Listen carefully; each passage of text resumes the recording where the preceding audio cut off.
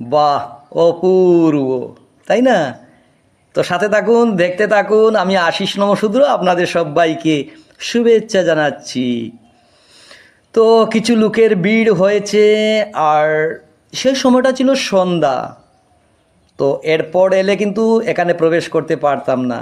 দেখতে পাচ্ছেন মাঠের যে ধান গাছ রয়েছে, সেই ধানের, শুকনো ধানের পাতা দিয়ে উপরে সাজানো গুছানো, আর দর্শনার্থীরা প্রবেশ করছেন, আর আমিও সেই সাথে প্রবেশ করছি।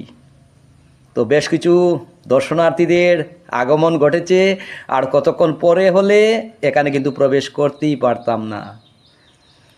তো আমার মোবাইলটাও বেশ ভালো নয়, তারপরেও সাথে থাকুন। আমরা ভিতরে প্রবেশ করব আর দেখে নেব কি কি হচ্ছে।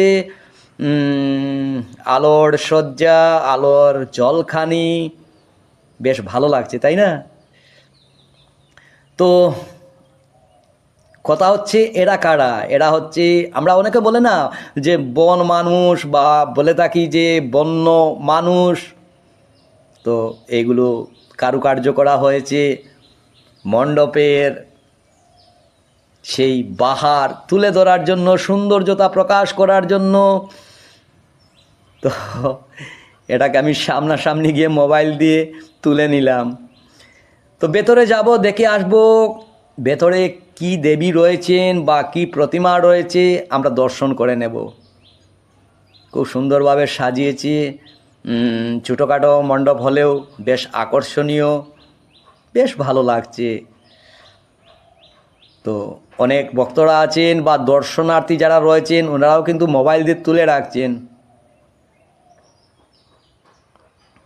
তো বিগ বাজেটের কোনো আয়োজন নয়, সাধারণ সাদামাটা হলেও অনেক আকর্ষণীয়।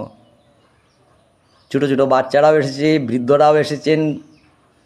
তো অনেক মায়েরা বোনেরা রয়েছেন।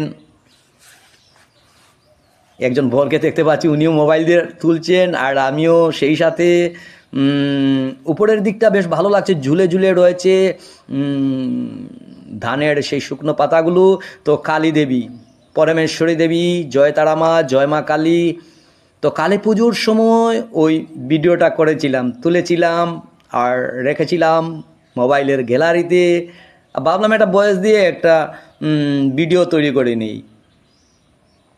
তো মন্দ নয়। জয় মা,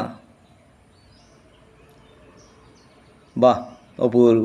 তো মায়ের কাছে একটাই প্রার্থনা, তিনি যেন অপশক্তিকে বিনাশ করে সমাজ তথা দেশের যেন কল্যাণ করেন, মঙ্গল করেন,